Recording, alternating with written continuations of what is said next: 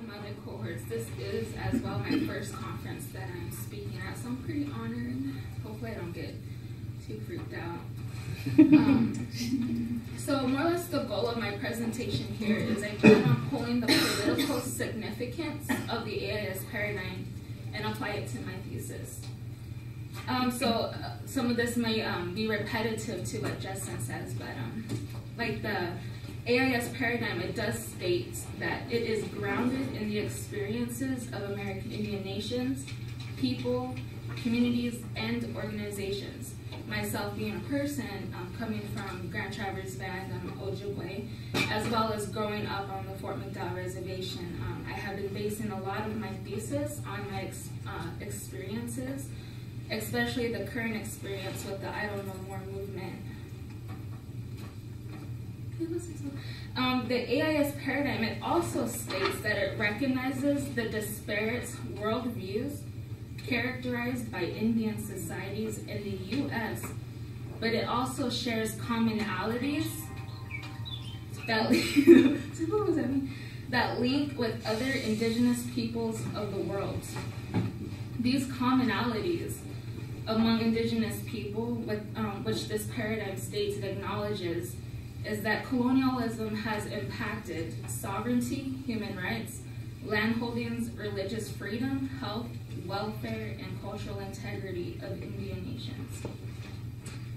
And because of those impacts, the American Indian Studies master's cohort, as well as the paradigm, it acknowledges that we have a responsibility, not only as scholars that we have a responsibility, but as well as members of our own nation. And those responsibilities focus on the protection and strengthening of Indian sovereignty, self-determination, self-sufficiency, and human rights. So those, what I just listed is kind of the political significance that I have found within that paradigm. And then I found some parallels with this whole current I Don't Know More movement. And so I took the I Don't Know More mission, and the I Don't Know More mission states that I Don't Know More has and will continue to help build sovereignty and resurgence of nationhood. I Don't Know More will continue to pressure government and industry to protect the environment. I'm talking really fast, I'm trying to pace myself. I Don't Know More will continue to build allies in order to reframe the nation-to-nation relationship. This will be done by including grassroots perspectives, issues, and concerns. So with that, I've noticed with the whole I Don't Know More movement that this is kind of the message that they've been trying to put forth in the indigenous community. And I saw, of course, being an AIS master's student, I've noticed that it correlated a lot with their paradigm. And so the question that came to my mind is it possible to have a movement among American Indians in today's settings? And if it is possible, can I Don't Know More be that driving vehicle that focuses on protecting and strengthening Indian sovereignty? So those questions are kind of what I've been really thinking about when I've been doing my readings.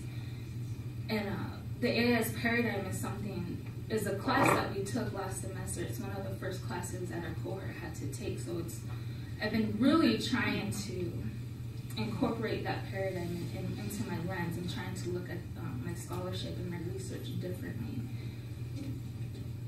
And so my thesis statement that I have come up with is the possibility of a movement among American Indians will depend upon mobilization strategies founded on both traditional and progressive methods. And one person that really stuck out is Vine Delorda Jr. In his book, Custer Died for Your Sins. He states that the younger Indians as well as urban Indians are kind of in that cutting edge of this whole Indian nationalism. Now, he wrote those books back, like in the 70s. So he saw that there was that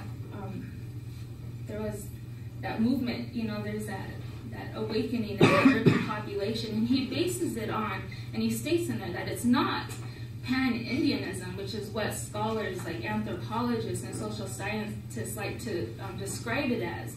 But when we call it pan-Indianism, we're making the assumptions that the Indian does not have the ability to understand their background of who they are, or what nation they actually come from.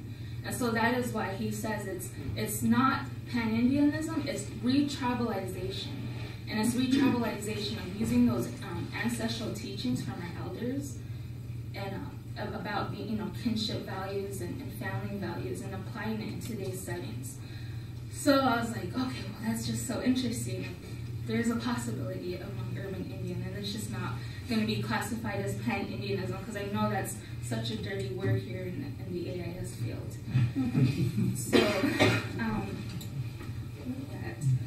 I was looking at I Don't Know More movement, and this whole I Don't Know More movement has really caught my attention because of the strategies that they have been using thus far, which is really based upon the internet. For instance, I don't know if any of you guys have been following it, but they have been having these Ustream conferences. And these Ustream conferences, one I watched took place in Canada, in Ottawa, Canada, and they actually had scholars like Ty Alfred and some of the founders of the I Don't Know More movement. And what was so amazing was the fact that I was able to sit in my living room in my pajamas and watch this video that's being aired in Ottawa. And I was actually able to participate because it has opportunities for the audience to type in questions or advice or concerns. So it's bringing in these people that you would more or less never ever been able to communicate, back during the American Indian movement, the way we're able to now. And they've also been using Facebook. I mean, there's so many I Don't Know More events that are being uploaded on Facebook. They've been using Twitter.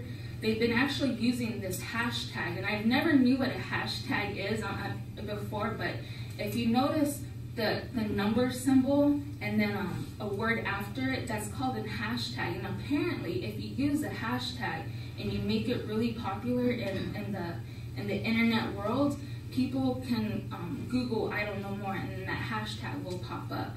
So what I Don't Know More has been doing is they did hashtag I Don't Know More, one word, and they've kind of been making that viral. So it's been actually making this I Don't Know More movement pretty big.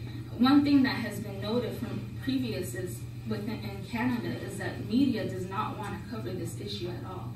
It's something that even Occupy movement got more media attention than I Don't Know More, and for whatever reasons, that's the reason why they've been using the internet.